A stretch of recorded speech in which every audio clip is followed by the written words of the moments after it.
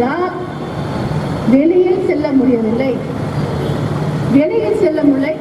வெளியே தமிழகத்தில் பெண்களுக்கான பாலியல் சீண்டல், கூட்டு பாலியல் இதை பேசும்போது போராட்டம் இது போராட்டம், மகளிர் அணியின் போராட்டம்.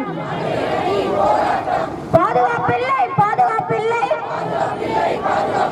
பெண் பிள்ளைகளுக்கு பாதுகாப்பில்லை. அவமானம் இது அவமானம், தமிழக அரசுக்கு அவமானம்.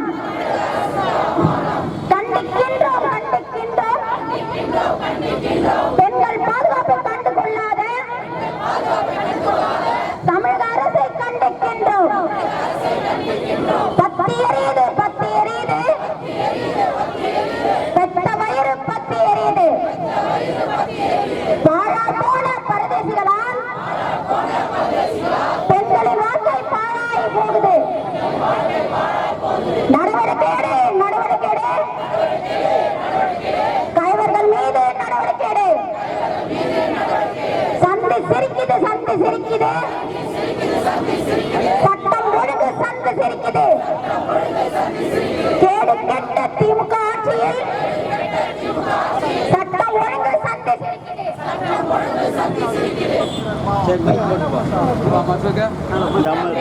ஐந்தாண்டு ஆட்சியிலே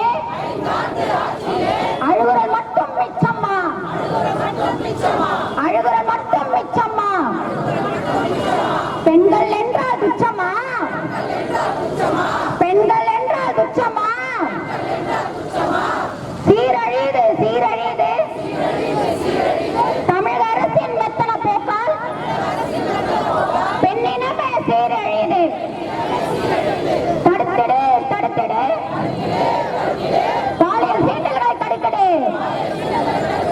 காத்திடு காத்திடு, பெண்கள் பிள்ளைகள் காத்திடு.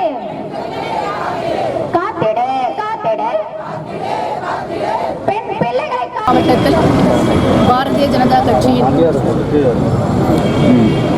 மகளிர் அணியின் சார்பாக ஒரு துயர சம்பவம், ஒரு துர்சம்பவம் கோயம்புத்தூரில் எதிர்பாராத விதமாக பெண்ணிற்கு கூட்டு பாலியல் கொடுமை நடந்துள்ளது.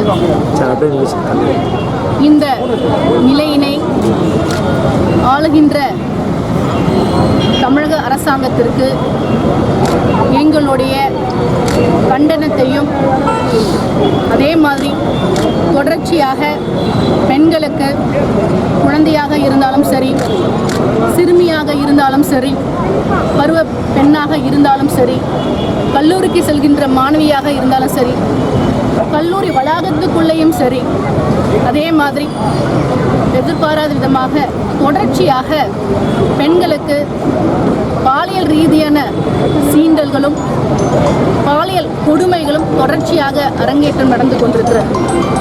தமிழகத்தில் பாதுகாப்பு என்ற சொல் மிகப்பெரிய கேள்விக்குறியாக, குறிப்பாக பெண்களுக்கு நீண்ட பெரிய கேள்விக்குறியாக உள்ளது. இதனை எதிர்த்து முதல் குரலாக பாரதிய ஜனதா கட்சியின் சார்பாக மகளிர் அணியினுடைய தலைமையில் மிகப்பெரிய கண்டன ஆர்ப்பாட்டம் நடைபெற்றது.